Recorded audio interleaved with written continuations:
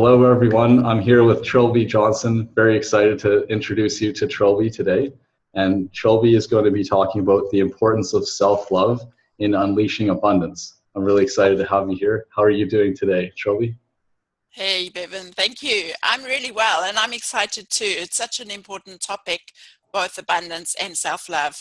So I'm Mhm. looking forward to sharing what I know, what I've learned with you and with the listeners. Absolutely. Thank you. And your concept of the breath, it's so basic, but it's so important. And I've noticed I was forgetting to breathe a lot. And so because of our conversation yesterday, I've started to do it a bit more. I did that at the beach just now before this, and it was Wonderful. wonderful swimming in the water. Um, Yeah, so absolutely. I mean, life is meant to be simple and we've complicated it. And while that was very enticing and drama and all that, I'm, it's about personal choice and I'm really for simplicity. So, yeah, and we have everything we need literally under our noses. And that's what I work with and teach people about. That's great. I look forward to digging into that because I could use more simplicity. I even got that message from the angels because I've been Yeah. seeing the number sequences, one, two, Hmm. three, 1, 2, 3, 4, these kind of things. I see them a lot, but I thought it meant something else. When I looked it up today from Doreen Virtue, it said, simplify your life. What can you let go of so that you can take care of yourself properly? And it listed out a bunch of things of proper self-care. So it's really quite awesome. Maybe I'll even show you that quote, but we'll get into that later. So first, Yeah, I'd love to introduce you with your formal biography. So please. everybody, all right. Trilby Johnson is an author, speaker, and body energy alchemist. She supports conscious, forward-thinking individuals to attain their next level of expertise, spiritual well-being, and transformation. When they connect the essence of who they truly are and they realize and align with their full potential, they can live happy, healthy, and successful lives. She specializes in quickly resolving the core imbalances that destabilize and hinder a genuine, one of a kind mind, body, and soul connection. She is the founder of her own successful business, Trilby Johnson, The Connective, and through her work and writing, supports people with her gentle yet effective methods that she has gained from over 25 years of experience in behavioral psychology and the healing arts. I'm going to close that window. Trilby is a successful author of 2 books, Fearlessly Alone, Stop the Lonely Crisis, and Find Your Happy. That's great, Trilby. I love your work, by the way. And Thank also you. aha moments, inspirational quotes to shift your thinking. She revels in study and has completed psychology, neuro-linguistic programming, that's NLP, Reiki, DNA activation, meta coaching. I haven't heard of meta coaching before, by the way, holistic massage, and advanced healing techniques. Trilby seeks to continually transform her own life, and she uses all of her tools personally. Her days are spent following her joys.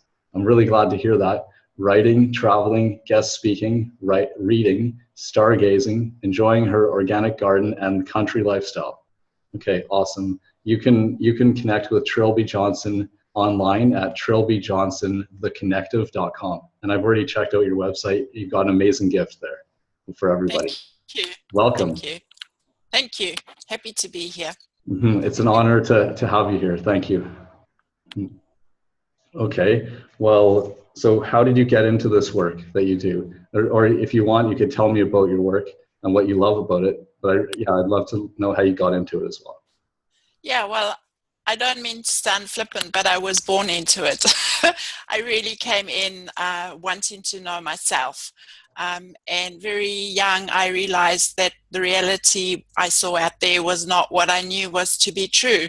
And so I started on a journey, a quest to find out how I could attain that level of knowing that I knew was possible, and people call it a spiritual journey or whatever, many people don't call it that, but that's, for me, it was very much, I wanted to feel good about myself.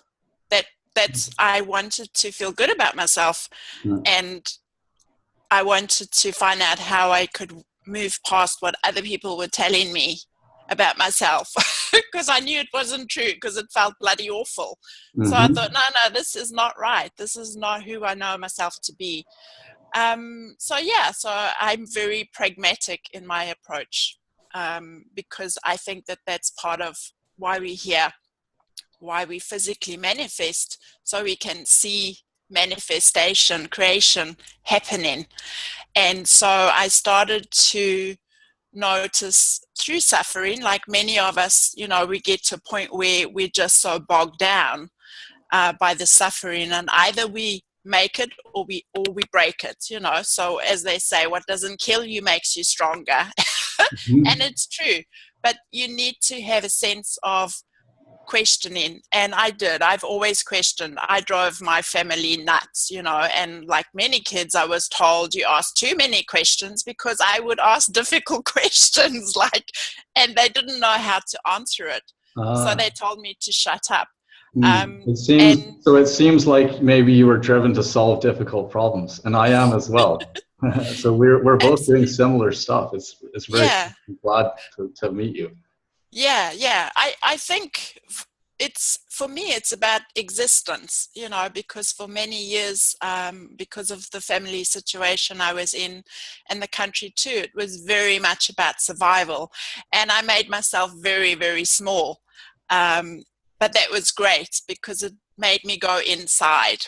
And when I was young, what saved me was reading, because I was able to find ideas in books that I had in my deep, dark, secret garden, and I knew, oh my God, I'm not the only one who thinks like this. Oh, that Um, happened for me when I found the law of yeah, attraction in 2010, early yeah, 2010. Because I thought, yeah, oh, like I was thinking that I was making things happen in reality because of what I was thinking. And then I thought about that's a heretical thought. But that was because of what other people said. When I discovered the law of attraction, it was like, oh, wow, there's a whole community of people who believe in this, right? And then I'm like, wow, okay, it wasn't just me. Now I no, have like-minded people to connect with. It's great yes, support and a community. absolutely. And what was one of the books, or what was one of the early influential books for you? And I'm going to close the window while you're answering. Okay. okay. Um, Well, my mom had a lot of esoteric books, and so I just got hold of everything. In Tune with the Infinite was one of them, Three Magic Words. So really, kind of really esoteric books. Um, and I think Three Magic Words was the big one, because um, I just knew, and I won't give the book away, because if you want to read the book, um, I can't remember who wrote it, Three but it had, magic words. yeah, Three Okay. Magic Words. Mhm. Um, and that was a huge, in my psyche, I had a huge shift, and I felt so excited. And that was the big moment where I realized that I'm so much more than what people were telling me I was. Hmm. So, That yeah. is that's And wonderful. That book, they've made a movie of it since, I believe, and it says okay. it's by UL Stanley Anderson. Does that sound right? Yes. I know it's not he wasn't a very well known, but if you can get hold of that book, um, it's and he wrote it, I mean, way before Law of Attraction and things like that. So I think early 60s or that. Um, but yeah, it was such a powerful book, and it guided me. And then when I left home, um, to go and work, I started to have serious migraines. I mean, serious. And so I went to the doctor like most people would, Mhm. and they gave me medication. Now, my whole life, my body had not supported, you know, um, normal medication very well. So that started to lead me down more alternative, and that's where I started to find out about Bach remedies and things like that, because they, of course, helped me to heal without knocking me out totally. And when I woke up, the problem was still there. So, yeah. Um, so again, this existential, how can we live with our pain and our suffering and our thoughts and still go through life and get the lessons out of them? Because I think, like you, reading the books helped me realize that, what I was seeing out there was coming from me. And I think that was the pivotal moment. And then I left school. I didn't have a possibility at that time to study further. I didn't even think that I was capable. I still at that point believed that I was stupid. And it was much later I'd actually started working, and I had a boyfriend, and one day he said to me, "So what are you going to do with your life, Trilby?" And I kind of thought about it, and I realized I didn't know. I didn't have any projects. And then I really thought about it, and I thought, what would I really like to do? And that's probably the first time I connected to my joy. And I thought, what would really add pleasure to my life? And that's when I thought I'd really like to study psychology, because I wanted to understand. People fascinate me. The way they think, the choices they make. And of course, it's the fascination with myself as well. Why do I choose? What makes me choose the things I do? And so it was kind of that curiosity that started it all. And then at the same time as well, while I did go down that intellectual path, I'd always kind of been near energy healing. And people would say to me that when I touched them, they felt really good, and I could feel my palms were like really warm, and stuff was happening. So I was curious, and I thought, I wonder what it is I'm doing. And then I heard about Reiki, and I went, I think that's what I'm doing. So I needed credentials to be more credible to the outside world, and I thought, well, I'll go and do Reiki, and that was over 22 years ago. And so it was kind of this gradual validation of what I already knew. Yeah. And it's continued since then. Yeah. Awesome. Love your story. When did you start to connect with your joy? Like, what age were you at there? I was probably, I have a very distinct moment where I was sitting in a bus in Johannesburg, and I was depressed out of my mind. And it was good because I'd kind of gotten to that point of no return where I couldn't go mentally any further. And it's like I had this switch in my head, and what I call my inner voice, my intuition, said to me, so what if you're so powerful, Trilby? What if, and you can see it because you've created this misery for yourself. So what if you turned that around and started to create happiness for yourself? And it was like, yeah, of course, And what I love about joy, and I seek my joy in everything, because I actually find joy is unconditional. It's something, it's an emotion, it's a state of being I can experience without condition. I think even love, there's so much conditioning around it. And the topic is self-love. And so I've had to work through that. And I find that when I connect to my joy, it just kind of ripples over into self-love. So, it's also, we can't always go direct where we want to go, and it's about finding any which way. And that's a question I ask people: how much do you want it? Because if you're going to find excuses, fine, it will just make the journey longer and harder. And yes, it's all experiences. So, but we do have a choice. And I just got fed up with feeling miserable. So, but in that moment too, I realized how my body had helped me. The only thing that had stuck through me through all my problems, even the health problems, I realized it was my body trying to tell me, hey, Trilby, this is not the way for you. I can relate. In my story, I got sick, but going back earlier, this is why my life mission is right livelihood. It's helping humanity align with the right livelihood. And that's what you said, feeling good about what you do, or feeling good about yourself, right? In what we do, that's my focus.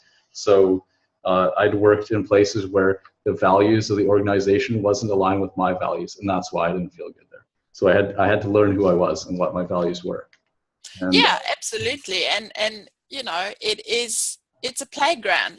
We get on some playthings, and you don't really have fun, or you fall and you hurt yourself, and then you go to the next one and you find out you really like the swings better. And I think for me the hardest was letting go of the perfectionist, and letting go of control, trying to control it all, and realizing, because I was fiercely independent, and I still am, but I realized that the universe does have my back, and so it's really just becoming aware of all our thoughts, and like you say, asking yourself, what are my values? Because a lot of people don't ask values.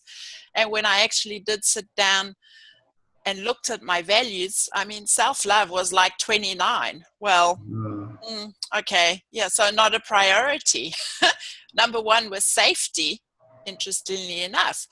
So I revised that, and it's just teaching people these skills, because if we blocked often on a cognitive level, it's because our values are in conflict, and we need to sit down and find out, which one in this moment has the most value and priority, so that we can move forward with joy and ease, and honor both our values, because different context, different times. So it's important to value the most important, in that moment. But self-love certainly, was moved up. It's so important. And I love what you talked about with joy, doing what makes you happy, doing it, or basically releasing any negative thoughts or beliefs, whatever's blocking our joy, because joy is our natural state. I can feel my hands warm right now too. I got initiated in Reiki at a music festival one time, and that's all. But I believe in how we send energy back and forth with people. Oh, totally. And I think that's also the work I teach people is about the energy. I mean, I still often have people say, "Oh, but can you do it by distance?" And yeah, absolutely. There is no distance in energy, which is so exciting. And that's how, and our bodies operate electromagnetically and acoustically. I mean, that's what telepathy is, so our bodies are telepathically communicating all the time. And I believe that that's why we see an increase in many diseases, because our bodies are busy communicating these thoughts and that. And if you're not conscious and you're not aware of what it is you're saying, or the program you're allowing to run, this is propagating. It's also, I think, a wake-up call to us, to connect to the body, because I'm just amazed. And I really found that when I was doing massage, how many people are just not in their bodies. They're just not in their bodies, which is... I noticed that I was very analytical, always thinking. But then when I went down to the beach, I lay on the towel in the sun. I was just relaxing, feeling it, and it's good. And same in the water, I was feeling it. But I'd be lying there and I'd be relaxing. Then I get ideas. Sometimes I'd be all in those and I'd be planning again. Then I noticed that, and I'd be like, okay, that's fine. Like, I'm grateful for the ideas. But then also, we don't want to have attachment to them and being like, oh, I need to remember this for later. Then you're getting all analytical again. I let go of it. And when I swam in the water, I totally got present in the feeling of it. Get into the feeling, and you get free, because you become present in the moment and you're free and joyful. Absolutely. And that touches into the abundance, because abundance is sensuality. It's where you open all your senses, and we have way more than, the 5, 6 senses that we think we have. And the only way we can experience this while we're in this earthly body is through our body. And in my book Fearlessly Alone, I spend quite a bit of time on that, because I explain how the body was vilified. We were made to believe that the flesh was evil. And I thought, wow, how manipulative, because so cut them off from the very thing That's why I say our resource is right under our nose, and we've Yeah. been taught to believe that. I have a Freeing Bodies from Body Image free call coming up this week. If anyone's interested, they can look on my website. Okay, what is it called? What's It's it Freeing called? Bodies from Body Image. Okay. Um, And what's your and website again? Trilby Johnson, theconnective.com. Okay, great. And it's under events, because there's so much. My question is, what is your body image costing you? Because people just think, oh yeah, I've got to lose weight or all that, but there's so much underneath that. That's the tip of the iceberg. And until we take ownership of our bodies, we are at the whim of everybody else. So it's about stepping into mastering our lives and ourselves, and owning our lives, owning our bodies, and owning our divinity. And that's the work I do. It's an integrated process. It's body, mind, soul, spirit, whatever you like to call it. But there are these three elements, and you were saying about lying on the beach and the thoughts pop in your head, and then you're lying in the water and you feel it. And we need all of those, So this thing that, we have to get rid of the ego, it's not true. It's not. We need the ego. That's the masculine element. The sensuality is more the feminine, and together those create a new life form. So we're constantly creating, and that's my current understanding of it. We want to live on purpose. Like, we want to live our purpose and have a meaningful life, and basically meaning, right? And we also want to feel alive. Absolutely. Well, we have to balance the feminine and masculine energies within all of us, and the divine, like you said. Absolutely. And I challenge that in my book too, Fearlessly Alone. I think meaning is a distraction. I think it's focus, because meaning, whose meaning? Yours? Someone else's? And this is how they've emotionally programmed us, because life has to mean something. But life is, we are. And it's this whole thing with worth and self-love. You don't have to prove your self-worth, because you are already worthy. Yeah. Right. Yeah. So, and there's no me. Bashar, in his most profound speech, he said that, because you exist, you are worthy of being yourself as fully as you possibly can. Like, you're valuable and worthy just because you exist. Absolutely. And I was reading, I love science fiction, fantasy reading, because for me it's not fantasy at all, and I love in books too, because in fiction people can express these most profound insights, and because it's fiction, like Dan Brown's book, The Da Vinci Code, things like that, it's possible, because they say, oh, it's just a story, but there's much truth in the story. And just this morning I read a phrase and it just jumped out of me, and this shaman was explaining how they name the people, and they give them the name of what's happening in the moment they are born. And he said, every time a child is born, the world changes. And I thought, how beautiful is that? Because it's true. Every single one of us came here to experience something unique and extraordinary, and to share that with the world, and the world's not overpopulated. The world has 7 billion plus opportunities to experience, the divine, to experience co-creation. So we have to connect to our self-love. I know, because I used to hate myself. So I know from that, yes, I was creating, but I was not creating peace and joy and a favorable lifestyle. I was, and so when I realized that, I thought, no, this is not right. And it's a very personal journey. I think even people who are told, their worth and that, there can come a point in their life where I think it is very personal. You have to really feel it and be that yourself.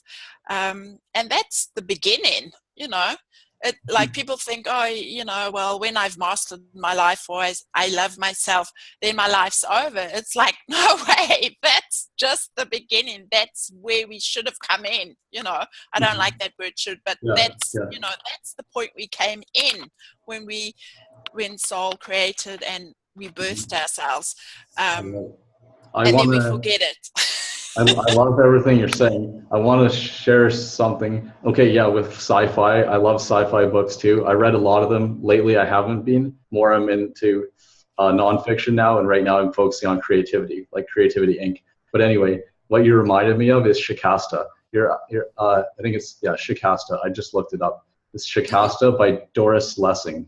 And so just like what you said, yeah, it's very cool how they can say some deep, profound truths, but because it's a made up story, it gets through, right? It's published, right? So it's really powerful stuff about like energy and consciousness, what's happening and what's really happening, or what do people think is happening, but like through your emotions, you can figure everything out, that kind of thing.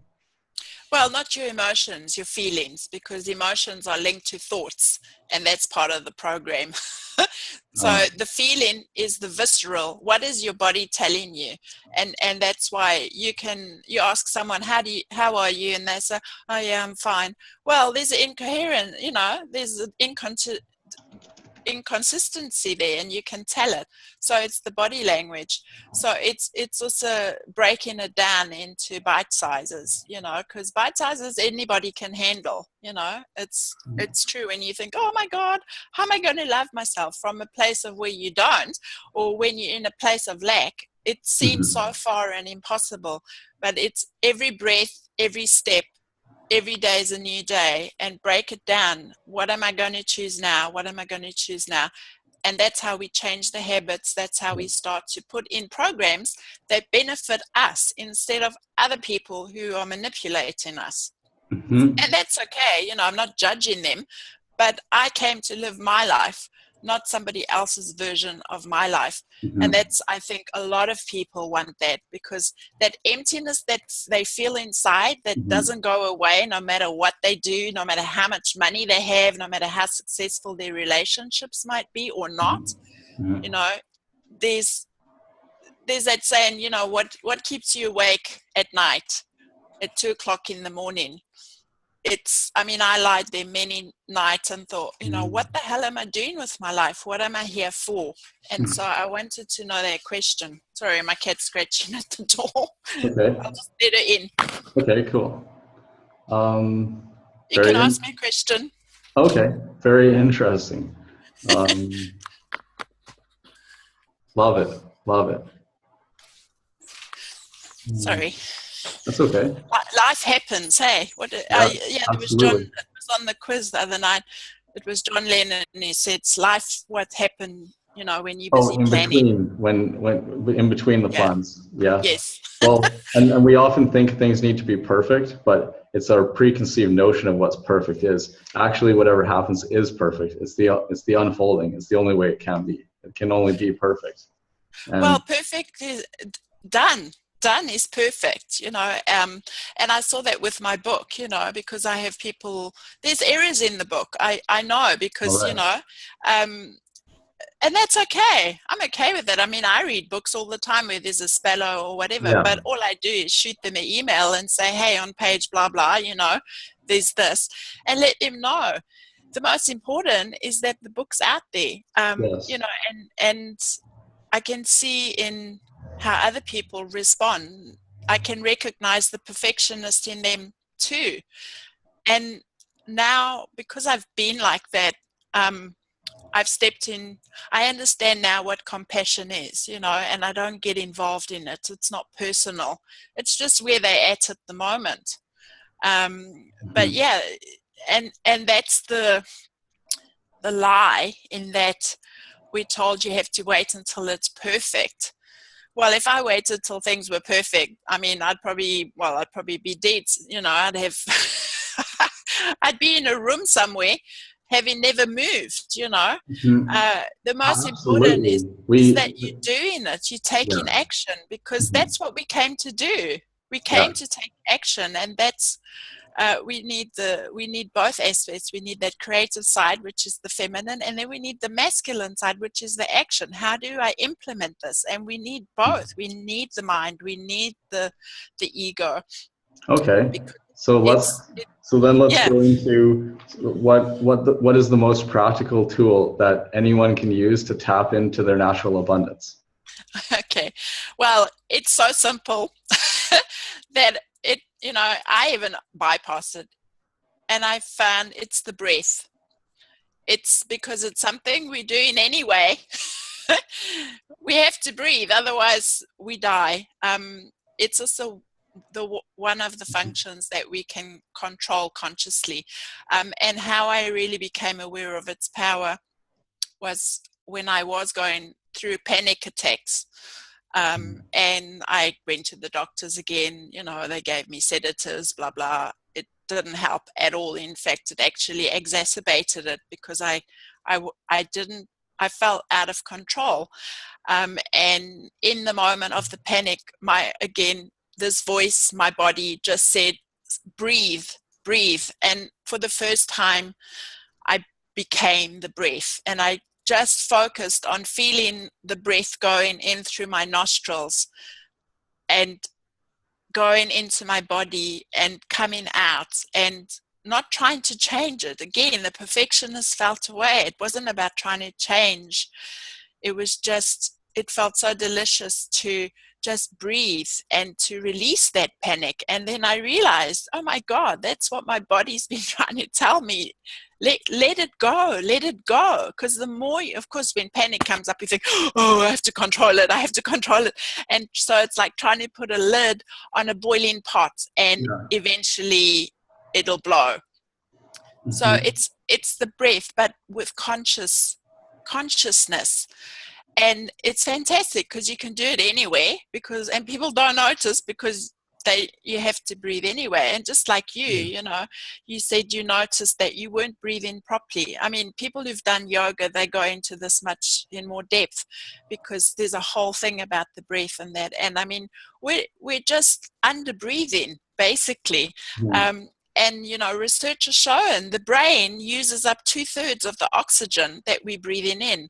So when you understand how the brain works, and if it's on a deficiency of oxygen and you're going into the stress state or panic, you're at a disadvantage. So if you just stop, really stop, physically, and sit down or whatever you need to do. And that's where you've got to switch the mind off. That's where you interrupt it and say, no, I'm in charge, and just breathe. And the amazing thing about our bodies is they know exactly what to do if we allow them. I mean, look at what they do for us. Yeah. It's not me who digests my food.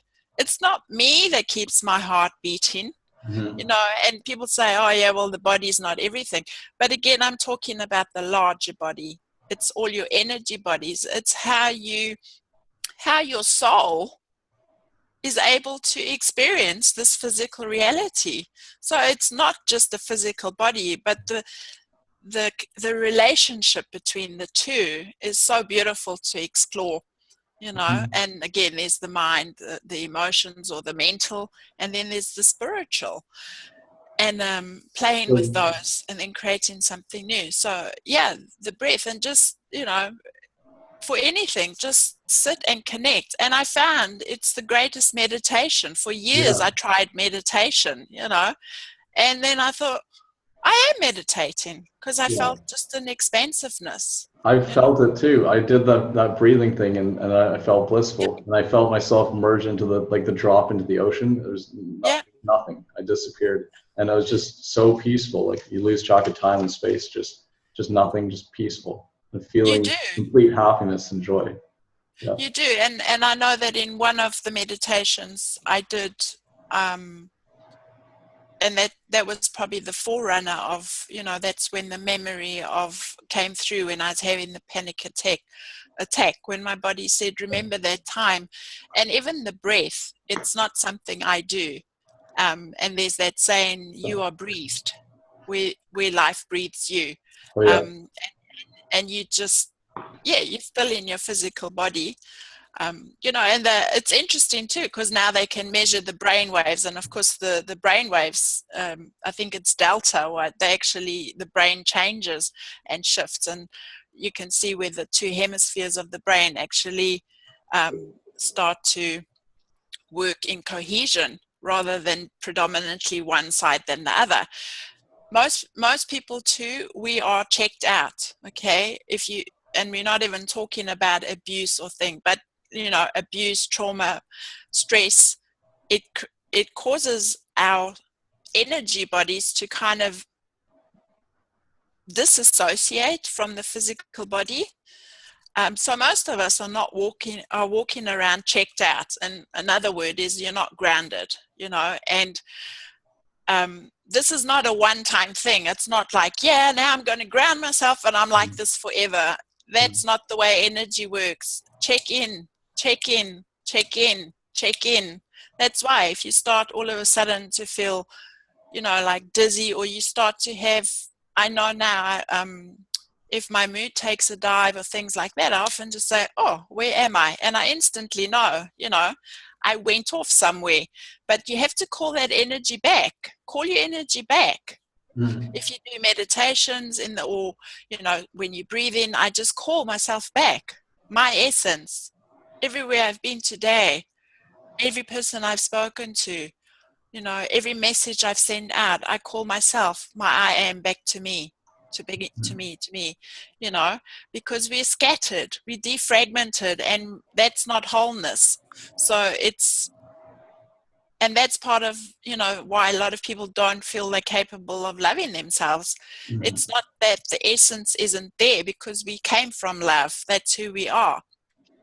But we've fragmented ourselves through, our behaviors, our thought patterns, the emotions. And the breath doesn't lie. It's just there. And it's the director's contact you can have to life or spirit or whatever you like to call it, So it's a great tool to focus, to get you back in your body. And it's the most easiest and powerful way I've found to be present. Okay. Because when you focused on your breath, and that's the audio I share, is that you cannot be any other place than where you are, which is now. I looked at it. And I haven't had a chance to listen to it yet. But what I did was the swimming in the ocean, which was perfect, right? Take advantage of what I got here. Yeah. So that gift is to de-stress and detox and relax with ease. It's a free gift that you give from your website at Trilby johnsontheconnective.com, right? Absolutely. Okay. And I'd love to hear how you experience it, Okay. I mean, I listen to it myself and it shifts me. So there's, it's powerful. Mm-hmm. And so you've written about it, like that it's a free audio of the breath as a point of focus and calm, confidence, and balance. This conscious breathing audio will help you boost your life with this natural underutilized resource. Mm-hmm. Yeah, absolutely. Mm-hmm. Awesome. Okay, I look forward to experiencing it and letting you know. And where should people let you know? Like, how about after they download it, should they just reply to an email that you send out, like to give you back feedback about it? Would that be a good way?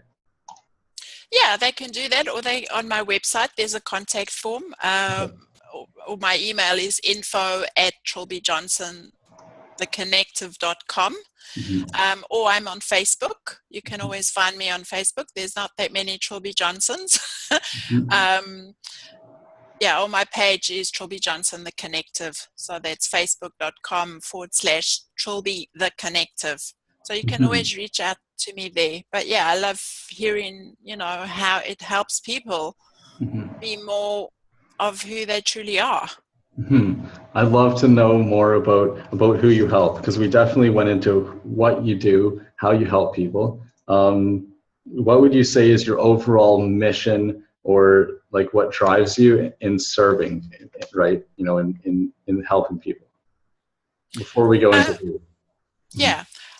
I think I like to work with forward-thinking people. So I like to work with people who have already dabbled in spiritual well-being, just because, and want to take it to the next level. So, I did come up against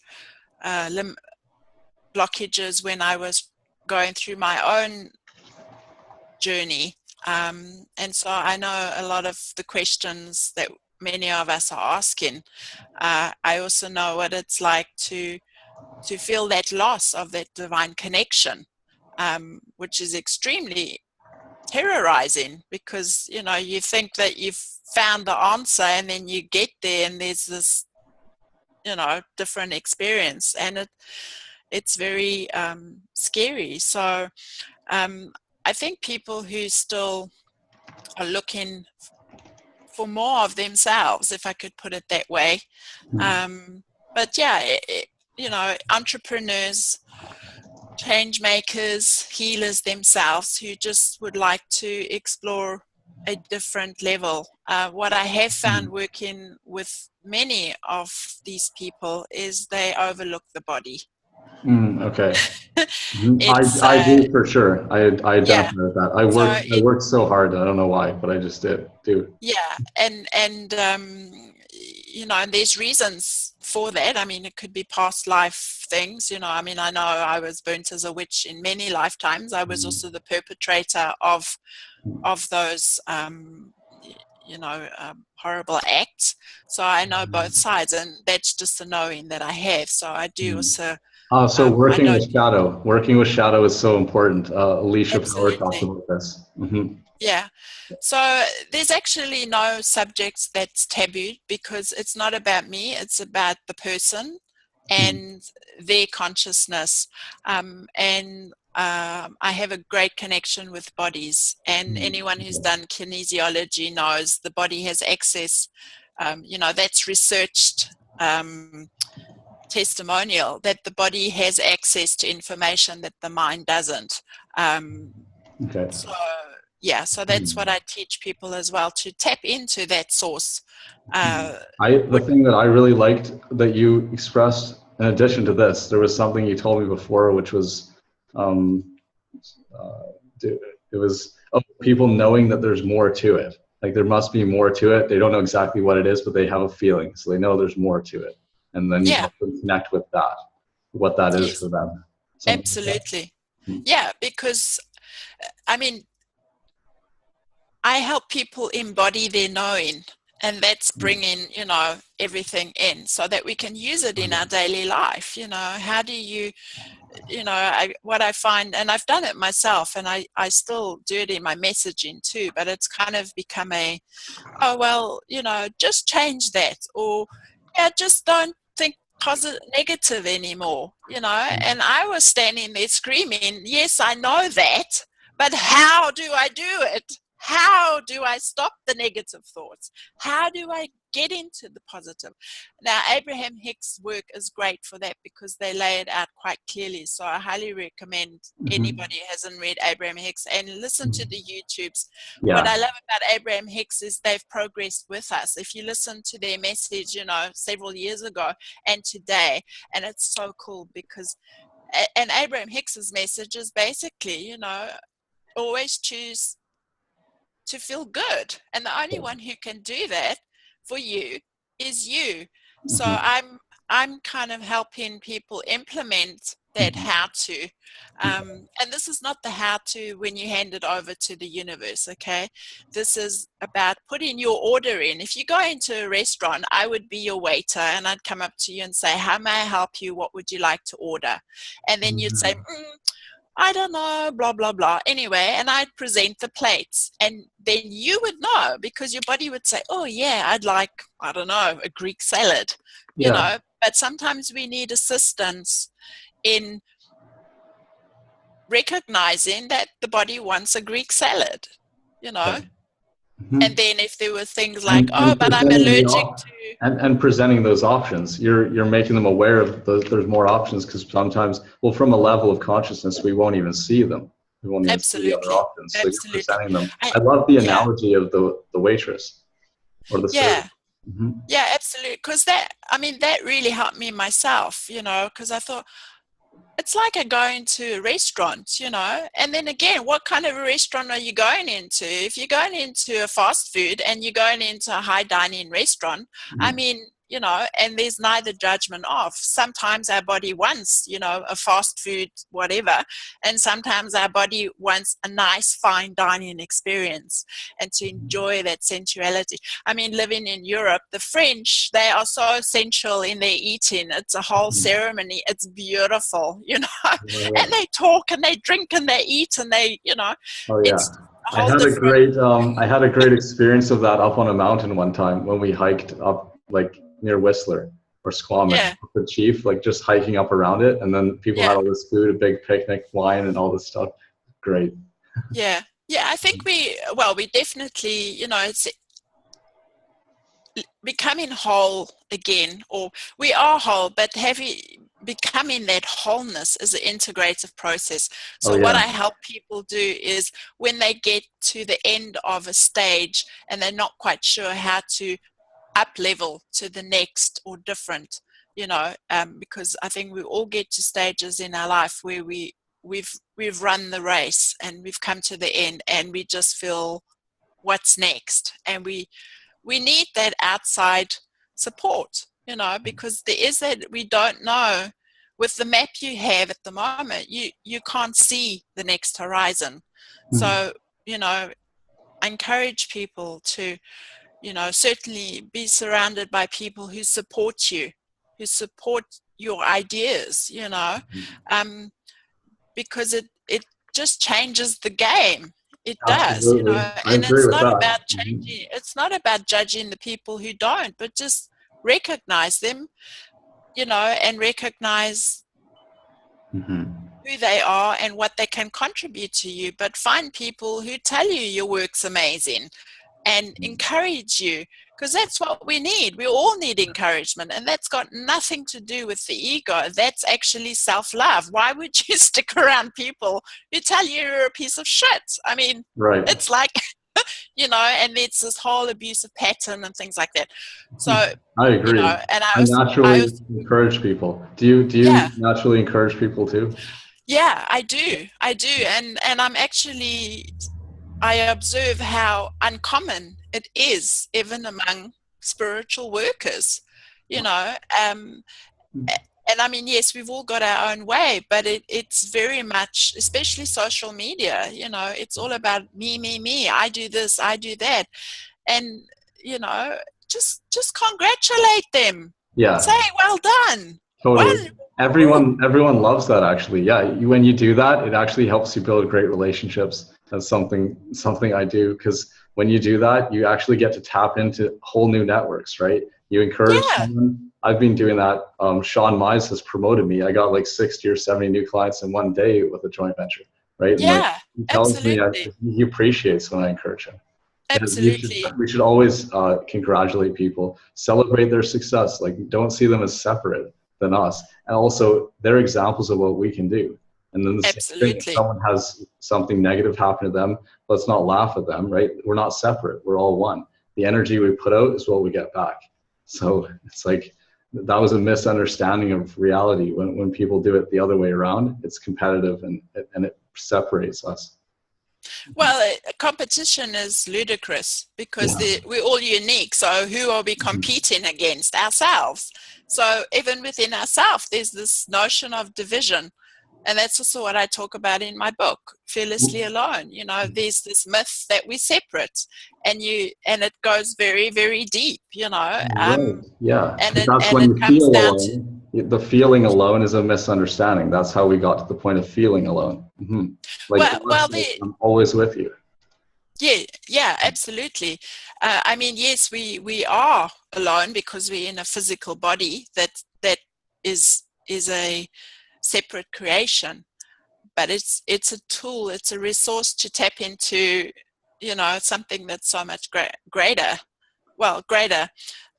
not as in better, but from whence we came. It's to reconnect to that essence of which we're still a part and which we're an expression, so so the one way that you help people connect with who they really are, who they truly are, is the breath, right?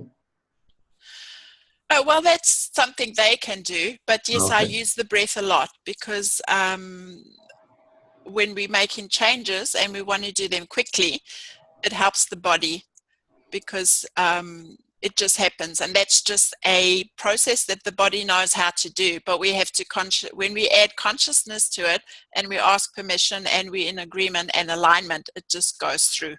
So the cells here.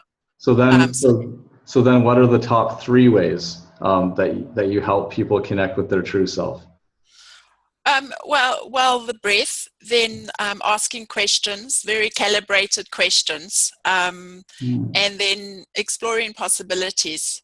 And then one of my gifts is I'm able to hear bodies.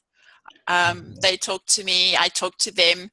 And that's how I know healing is so much easier, when the personality gets out the way. And the body knows exactly what it wants. And, it might sound totally crazy to the mind, but it's that saying, you actually find thinking is stinking. And often, when you get these ideas which came out of the blue, well, that's where your body goes to get the answers. But you just know that it's right, it's conditioning and that. So, is it possible to read my energy? Because I have this pain in my lower mid back, kind of halfway down, and it's on both sides. I went to a healer here. Like, this lady gave me a massage, and then she told me about this. And she said she said it's probably heavy metal. She said she communicated with angels, and it's probably heavy metal toxicity or something. That could be, it could be old fillings or something, because we're always like, then that's just dripping down, right? From saliva and drinking water and stuff. I don't know. So how does that information feel to you, Bevan? When you think of what she told you, what does that feel she didn't like? tell me about this. That was something I assumed. She told me about the maybe heavy metal toxicity. How does it feel? Oh, not great. So does it feel heavy? To think about it, yes. Okay. I thought about another idea, which was maybe eating fish, right? Because I was like, I had 2 ideas of where that could come from. Okay. Yeah. So that's where I'd use calibrated questions. First, I have the feeling. So if something feels heavy to me, then I know I need to keep on asking questions, because for me, alignment is a feeling of lightness and flow. There's no resistance. So the heaviness would mean, to ask more questions, which is what you did. I mean, you started asking about the fish. The heaviness was, I guess, if I didn't know. It's like when I don't know what the problem is, because it felt light to reveal something, right? It felt good, and I felt excited that she was giving me new information. So I was excited about that. It's just not knowing what's causing it or how to heal it. It was the feeling like I don't know how to heal it. That was what feels heavy, right? Yes, absolutely, because that's a lie. There you go. Exactly, yeah. So everywhere where you have the belief that you don't know, would you like to release that now? Yes. Okay, so take a breath.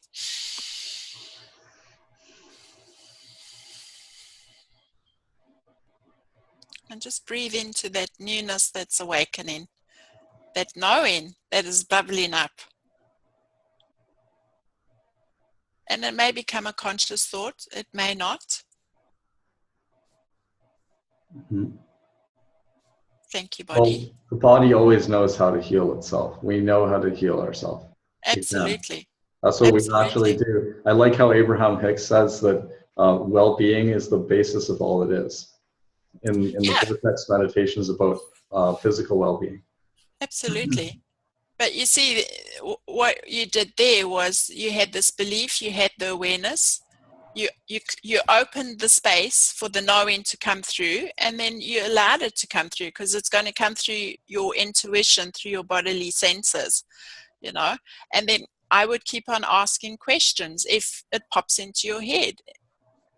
I recently wrote an article, and it's a free magazine now. It's the Missing Piece magazine, and this month I wrote on asking. So that would be great. You can subscribe and read. But one of the points that I talk about in asking is avoid saying I don't know, because your body hears everything you say. And if you're saying I don't know, the answer could be sitting right in front of you, and you will not know it. Okay. So change your inner dialogue, change the way you're asking your questions. Ask, what do I need to know, or what information can help me? So ask positive questions and avoid yes no questions, in the sense, because we're looking for information. Okay. There's a whole universe of informations. There's possibilities, and you will know when you find the right one. And it could be layered. So, and ask your body, what is this stiffness in my back? And just wait, let it percolate. You will get the knowing, as long as you're saying, I'm willing to receive that information. Okay. So we have to be willing to receive the information, no matter how it shows up. Because I have people who their body says, yeah, I want a hamburger from so-and-so, and they say, oh no, I don't eat that food anymore. Well, you've just negated what your body's asked for. So it's like people who ask, come back to abundance. Yeah, let's say specifically money. Yeah, I want so much money. I want so much money. Let's say an example, they find a wallet, full of $200. What did they do? They go and hand it in at the police station. And it's like, So there's this, then they could say, oh yeah, but I was being honest. Yeah, okay. So the universe gives you money, say a wallet with just $200, no identification or anything. And then you go and give the money away. And you did just ask for it, right? So exactly. Yeah, you have to be, I see what you mean. Yeah. We must be open to whatever way it comes. Absolutely. And ask the question, again, like, would it contribute best to me if I did give this back to the police? Because how are the police going to find out who it is if there's no ID in the purse? Right. So the mind will tell us, So we have to also look at our values. Are they working for us or against us, And it's not from judgmental, but it's always just being in that place of allowing and asking for the best option to show up. And that's, so how's your back feeling at the moment? Well, fine. Thank you. Cool. It wasn't hurting before. It wasn't that it was hurting. It was just bringing up the thing that she had mentioned, right? Because it was sometimes sore. She just said there was some kind of emotional thing maybe trapped in there or something. But yeah, thank you for what you gave me there. That's really helpful. I just wanted to thank you for it. You're welcome. I'll check out the asking thing. I was going to ask you about asking, but then you told me anyway. So that's great. Yeah, the article in Missing. The Missing Piece. Okay. The Missing Piece magazine. Thanks. Yeah, and it's a great magazine. There's a lot of articles, and in my asking, in my article of May, it's about asking. So yeah, so and this is the work I do with people, because it's just reformulating, what they're doing so that it works for them and help them become aware of, the beliefs that are not supporting them. It's like the people, are your beliefs supporting you? I mean, when you say, I don't know, how does that make you feel? Oh, powerless. Yeah. Interesting. Yeah. Yeah. So I want to ask you what the people that you help. Yeah. So what kind of problems or symptoms do people typically have before they come to you? Okay. Well, I do get a lot of people, who've left the medical stream because they've been told that whatever they have is incurable, and they've run out of solutions. So they've already tried the traditional medical channels. Yeah. Then I have people who are suffering with anxiety, or just they're really struggling in their relationships and they don't understand why. Okay. So it's causing emotional stress and pain for them. So yeah. That's great. And I wanted to also ask, if you had something else to share, go ahead. No, I'm good. Okay. Ask your question. So then, I was really impressed, when we first talked yesterday, how you were so clear about how you help people. And so I was impressed. And so I want to know, how did you integrate or unify the multiple facets of yourself into something that was streamlined and congruent with who you are, and coherent. So you've integrated, multiple facets of yourself and multiple healing modalities and all that, and come up with one way of saying it. I love that, and one thing that you do. Yeah, thank you. Well, I mean, that's why I say, what I use when I work with people, for me, a value is very important as integrity. And for me, that means walking my talk. So I don't use tools that I don't know about, because everything I share, I mean, yes, I've done a lot of studying, but then I made it my own. And please, people, make it your own. Why are you learning something? Learn something so it brings out the best in you. I see people sticking to the modality like glue, and it's where are you in that modality? It's a tool. It's a springboard to get you more into your wholeness. It's and how fortunate are we, because we live in a time where we're free. We have much more freedom to talk about these things. And I love what you said there. Own it. That's one of the big mistakes people make, really, is that they don't own things that are there, like the universe around us. They don't really use it or own it.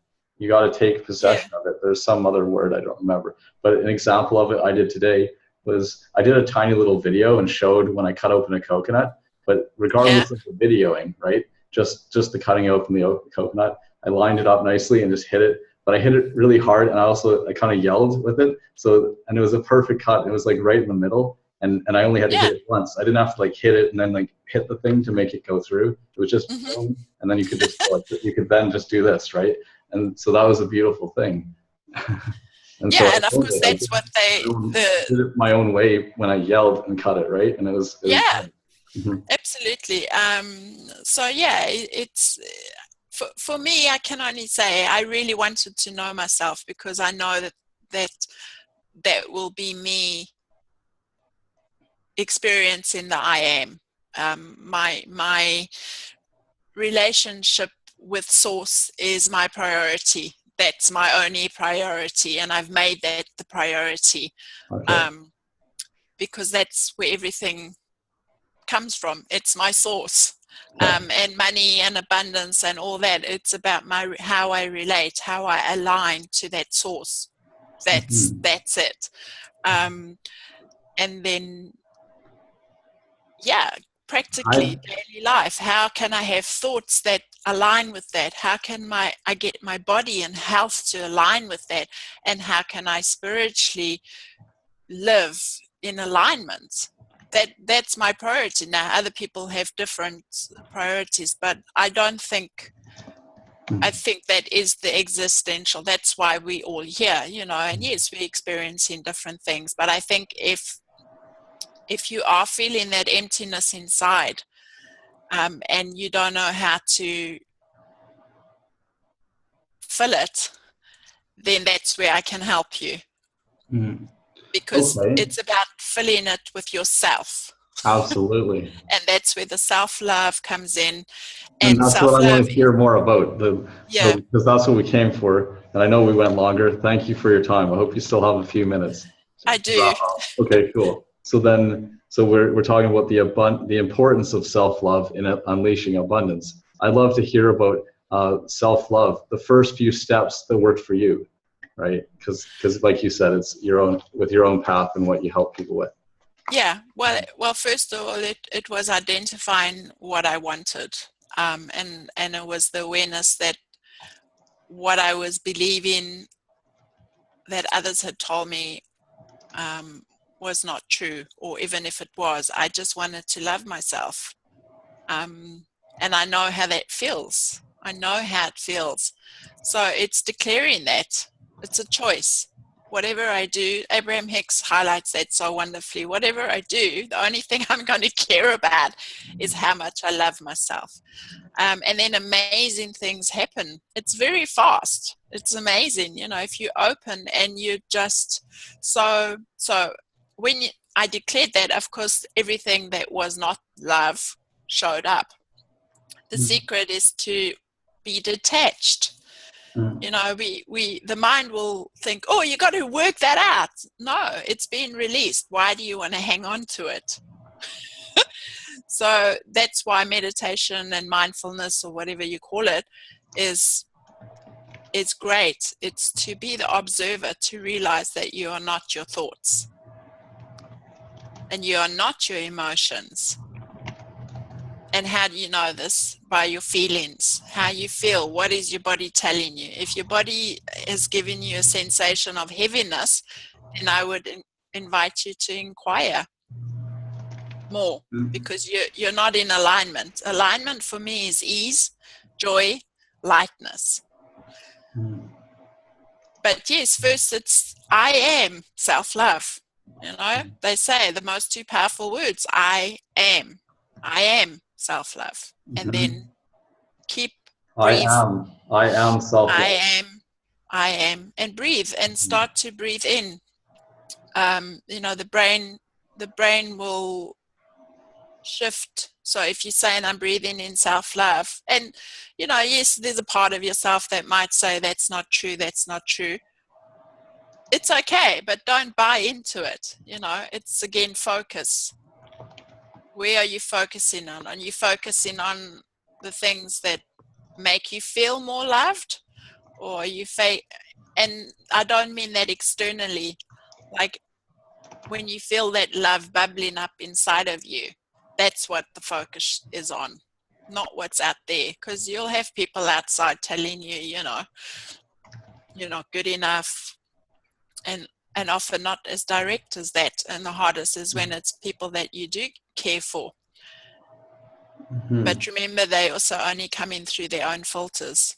I think what really spoke to me was Osho, and he spoke about true love, and he gave the example of, he said, you have a wounded person who is seeking love. They believe that if they find another person, then they will be complete. He says, but what usually happens, because you attract the vibration of where you are, they're going to attract another wounded person. And as he said, two wounded people do not make one whole person. It makes two wounded people. And very often you see these dynamics playing out in the relationships. And that's why, you know, what is going on in your relationship? So I do also totally agree with Abraham Hicks. If you can shift your thoughts, we have the relationships because they are a reflection of what's going on inside of ourselves. Where is your level of self-love? I really love some quote from somewhere where it says the universe, like you said, the universe has your back. It's always, the universe is just all love. Everything is love in truth. And so if we, it just always is showing us what we've got going on vibrationally. So if we're getting what we don't want, it means that we have some belief, or we're thinking that, and that's why we're getting it.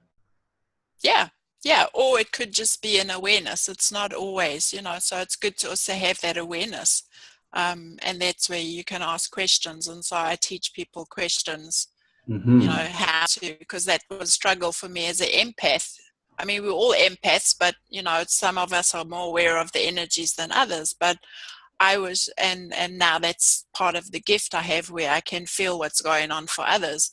But I've had to learn to manage that, because I was in total overwhelm. You know, I was just picking up, I still do pick up on everything. I'd like to talk with you more about questions sometime. Taking questions, like you probably have another book in you about questions, I think. I don't know what it'd be called. Yeah, but. I actually have a webinar which people can attend. It is a paying event, but I explain there how to use questions. And then, of course, if people want to work with me, but it's like how to make questions your superpower, you know, for conscious living. Because if you ask the right question, you know, and keep on asking questions, and you'll know when it's the right question. And I've been in moments where I did not know what question to ask, but I said, what question can I ask? And I left it. And then, you know, an article, something someone said, I said, oh, that's the question, you know. So always open, always be the invitation, in the invitation. And that is love, you know, love, true love is unconditional.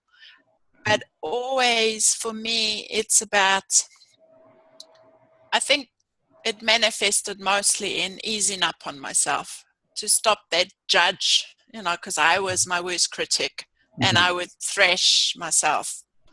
And just, I don't know, just one day I said, you know what, I don't want to talk to myself like that anymore. It doesn't feel good. And I was over it, I want to feel good, right? I am Yeah. self-love. Yeah. And that's when you love yourself, and the beauty of self-love. And, I see, and we're all in different stages, but I've really started to understand that when I truly love myself, I cannot be unkind to another person. And that's where the compassion comes in, because I really understand that they are on their journey, and I honor them. I can honor their divinity. But I still choose for me. I don't want to, I choose to be with people where the exchange is uplifting. And that's a choice I've made because it feels good. Yeah. I want to have fun. I want to feel good, And we can't choose for them. They already chose for them. We have to respect their free will and the way that they want to choose, and choose for us. Yeah. Absolutely. And if it's selfish, well, so be it. That's a judgment in itself, and that's kept so many people away from their own happiness. We were made to feel that self-love was arrogance, selfishness. So, it's just becoming aware of the patterns of the entrainment behind that and how it limits us, Yeah. Okay, so then we should recommend your gift again and the webinars. How often do you do webinars? I've started doing them more. I try and do one a month, and then I have other programs running. So if anyone wants to know, they can always just ask me what's upcoming. So I have the webinar this week. My week, because I'm Monday. So on the 25th in New Zealand time for Freeing Bodies. All the webinars are available after. So you can find them on my website under webinars. They will be there and you can access them. And then Trilby Johnson, theconnective.com. Absolutely. And if you'd like to, have a chat with me, I offer a 30-minute assessment consult where we can look in, what's going on for you, and then find out if, we can take it to another level and work one-on-one or with a program. So, Oh yeah, that's wonderful. I was about to ask about that too. Thank you. So my friends, my audience, they're welcome to reach out to you if they're interested in that, right? Absolutely. Great. I'm a global nomad, so I most of my clients are outside of New Zealand anyway. So and with today's technology, but absolutely. You're a nomad. Do you roam around? I love to travel. So I would like to travel more. I mean, it's interesting. I mean, with technology nowadays, as long as you've got a Wi-Fi or a telephone connection, it makes it really easy to connect with people. And I do. I love to travel, so I'm going to be traveling more and working at the same time. So that's cool. Awesome. I'm doing that right now. I'm glad that we get to connect like this. Yeah, absolutely. And it's, there's freedom in that, and I love freedom. That's my greatest joy, is freedom. Freedom in every sense. Freedom to be myself, freedom to experience self-love, freedom to enjoy abundance. Is there a fear that you want to release? Are you like to transform any kind of fear into love and become even more joyful? Is there anything that you are working on now you want to grow or release any fear? At the moment, I'm working on allowing, really just allowing. And the breath is like, oh, yeah, okay. I'm not willing to worry anymore. I'm not willing to stress. I wake up every morning and I say, what am I going to do today? Some days, like, I have something programmed like this talk, but otherwise the day unfolds, and it's amazing what unfolds. I mean, I could never have organized it. So what I'm working on if I could say, is allowing, just allowing. Wonderful. Allowing more self-love, allowing more abundance. Yeah.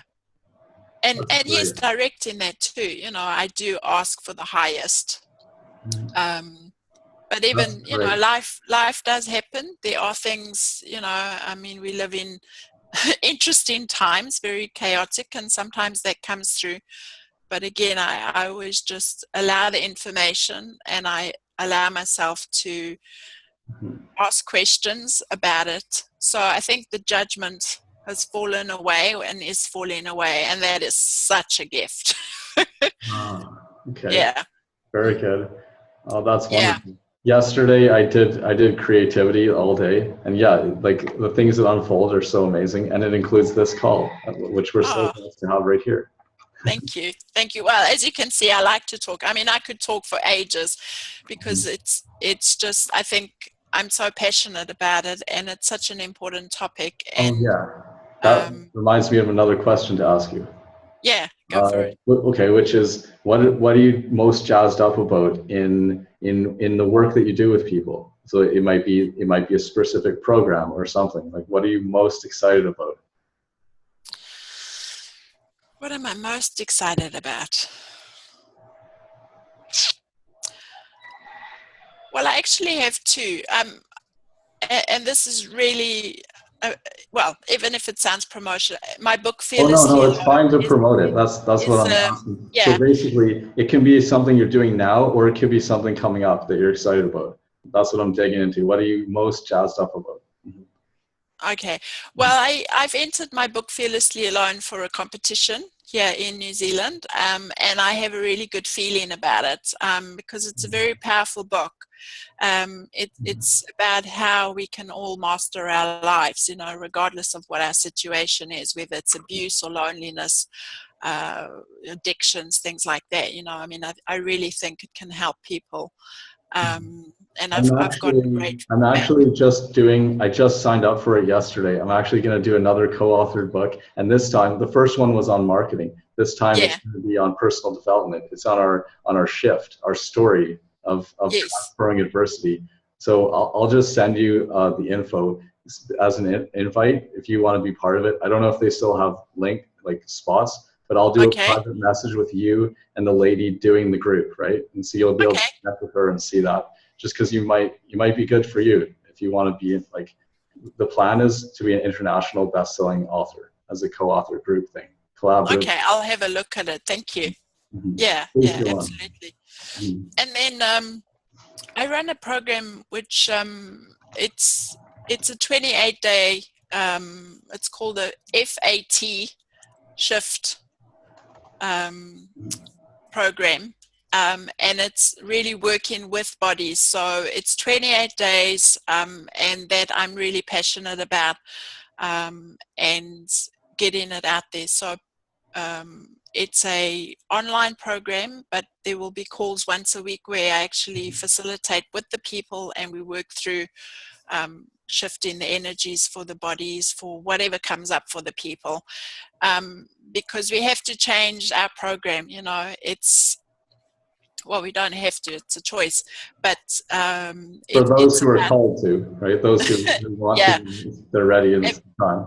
Absolutely. And it's an acronym, the FAT, because it's linked very much to the body, and what I support in that process is the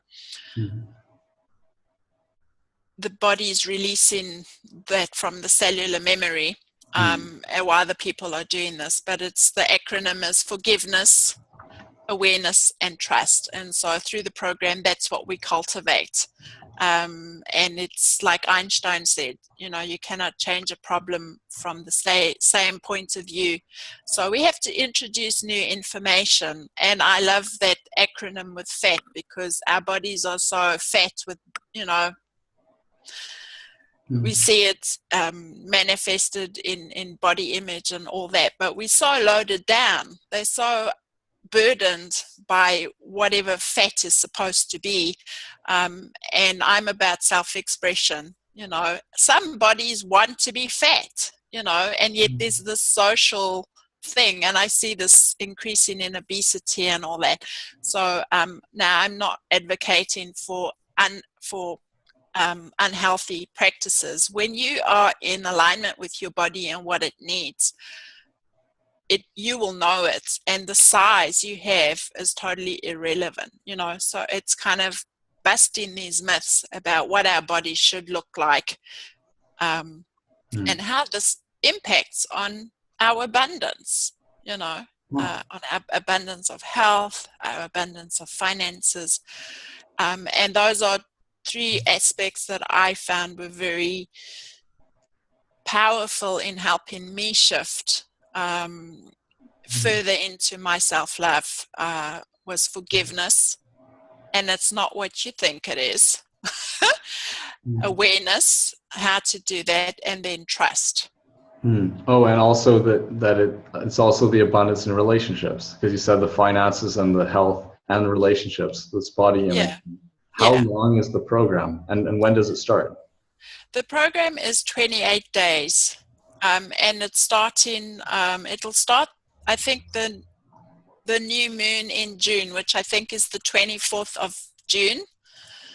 I run this program at the moment 3 times a year, and it is intensive. So, those people who want to participate, it's about commitment. And so then there's 4, does that mean there's 4 group calls, 4 meetings, like, because it's once a week, or 5? Yes. Yeah, there will be there will be 4. Okay. 4 talks. Where do they get more info for this, or just sign up on a waiting list or any of that kind of thing? Yeah, it's on my website, Trilby Johnson, The Connective. Under products, you will see the 28-day. I think it's called the 28-day fat diet, but I've changed the name, and you can sign up there.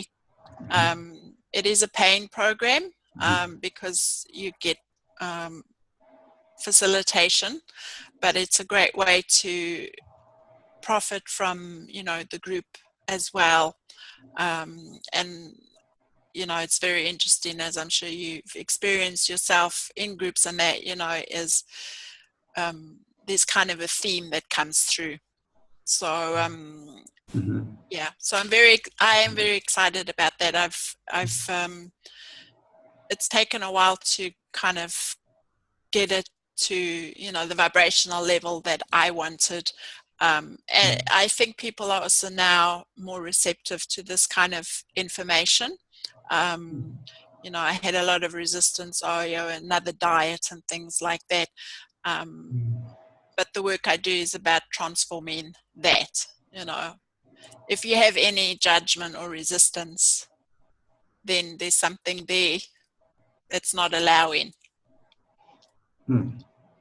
So that's the next big thing. And why I do it on the new moon is so that we are supported by the growth of the moon, which just helps our body, of course, and the energies are growth. So we start off at, ground zero, which is the new moon, and then we go to the full moon. It goes a bit over the full moon, but, the idea is there that we're supported by that.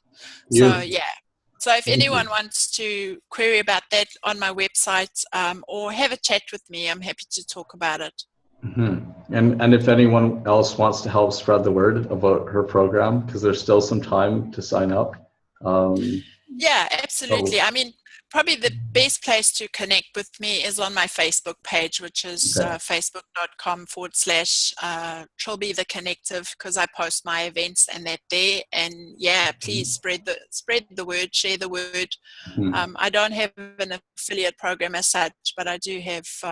I will offer special gifts on the program to people who participate. So, I give away books or extra sessions, one-on-ones, things like that. So, It's beautiful. I love what you do. Thank you very much. I love what I do too. Thank you. And thank you so much. As you can tell, I love to talk well, me too. And I'm glad that you love what you do, because that's what I want for the whole world. So you're an example. So yeah, absolutely. absolutely. Bravo. And it's about living life on your own terms. That's what connecting to the essence of who you truly are is about for me. And my whole relationship with money and abundance and health has shifted because it has to work for you. If it's not working for you, then you're not in alignment with it. And so it's getting to that place where vibrationally you are. And How can I get into perfect alignment with who I am and be completely abundant in my health, relationships, and financial abundance? Yeah, absolutely. 100%. Mm-hmm. And that's the integrative process.